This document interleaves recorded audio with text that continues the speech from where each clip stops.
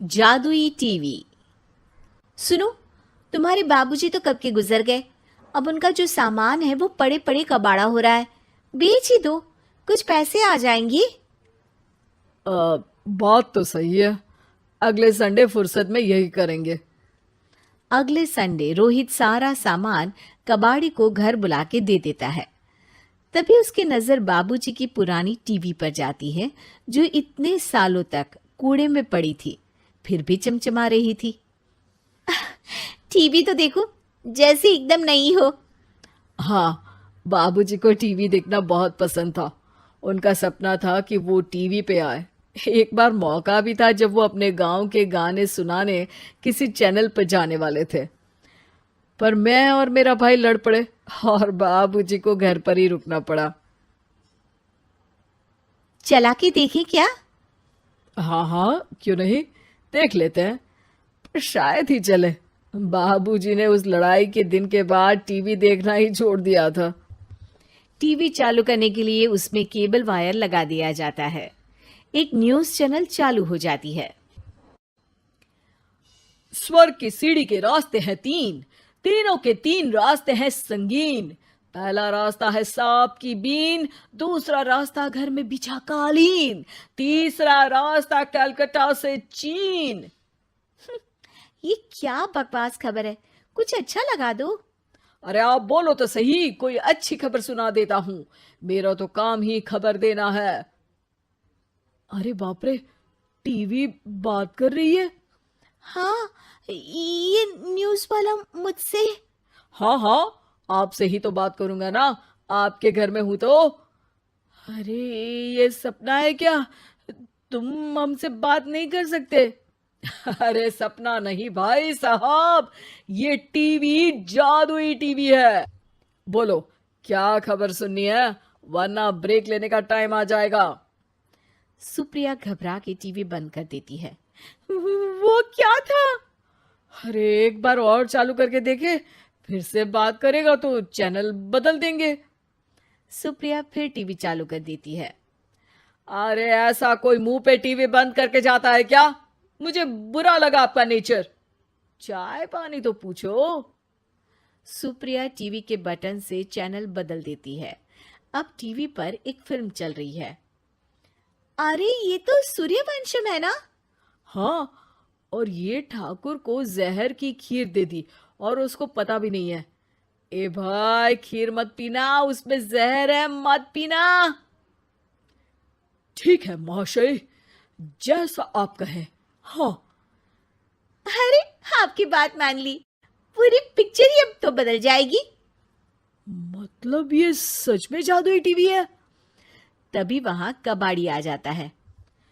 भैया, टीवी के 150 रुपए दूंगा, चलेगा? अरे 1.5 करोड़ में भी ना दे तुमको ये टीवी हम। अरे 1.5 करोड़ खरीदने को होते तो तुम्हारे घर में ये पानी चाय नहीं पीता, अंबानी या टाटा के घर बैठा कोल्ड कॉफी पीता। रोहित कबाड़ी का हिसाब करके उसे वहां से चलता करता है और अपने भाई शशिकांत को फोन लगा के बुलाता है। शशि थोड़ी ही देर में वहां पहुंच जाता है। क्या हो गया भैया? अरे बाबूजी का टीवी याद है? हाँ हाँ, जिसमें घुसे रहते थे हमेशा वो, और अपने को कुछ नहीं देखने देते थे। अरे वो अब जादुई टीवी बन गया है। भैया, आपकी बकवास करने की आदत अब तक नहीं गई। अरे आपके घर में बच्चे हैं, अब तो बड़ों जैसी बात करो। रोहित जाके टीवी चालू कर देता है। टीवी पर एक जादू का शो हो रहा है जिसमें एक जादूगर है। अब मैं अपनी टोपी में से कबूतर निकालूंगा। श्रिंग ब्रिंग शरिंग बम फोपा फुफी फुफा पाउ।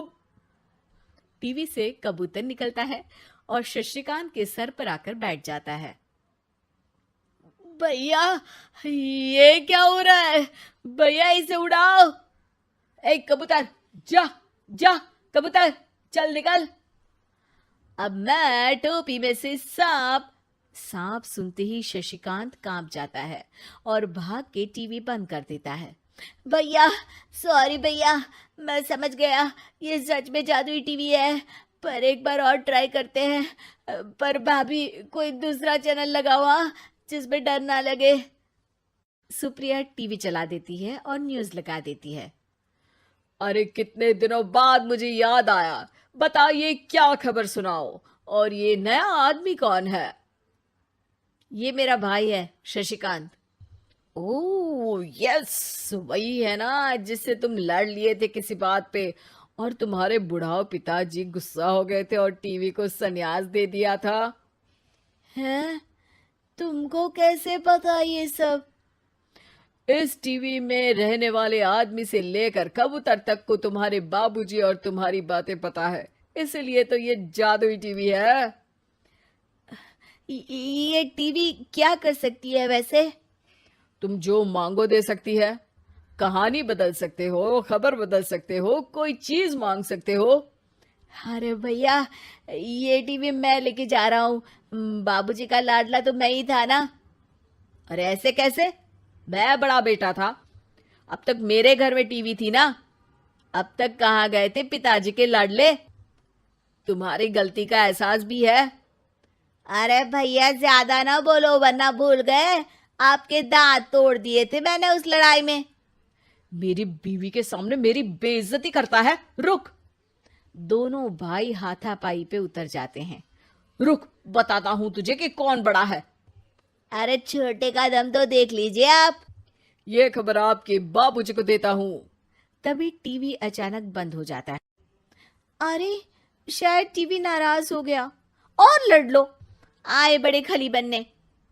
टीवी से एक तेज रोशनी निकलती है और टीवी में बाबूजी दिखाई देते हैं। बापूजी आप? इतना चकरा क्यों रहा है? अपने बाप को नहीं पहचानता क्या? ये तो ऐसा ही है बाबूजी। प्रणाम बाबूजी। अरे चुप कर, तुम दोनों ही उल्टे हो। तुम्हारी वजह से मैंने टीवी में आने के सपने को छोड़ दिया, तुम्हारी लड़ाई की वजह से। और तो और, जितना मैं अपनी बीवी को नहीं देखता था उतना टीवी को देखता था, वो भी छोड़ दिया तुम दोनों की लड़ाई की वजह से। और अब मरने के बाद जब मैंने टीवी को जादुई टीवी बना दिया तो भी तुम इसका फल लेने की जगह लड़ रहे हो। अरे तुम तो लायक ही नहीं हो। अब तुमको बाबा जी का ठुल्लू भी नहीं मिलेगा। बाबूजी चले जाते हैं। टीवी बंद हो जाता है। रोहित और शशिकांत गिड़गिड़ा के टीवी के सामने हाथ जोड़ के बाबूजी को बुलाते हैं, पर टीवी सिर्फ धुआं निकालता रहता है।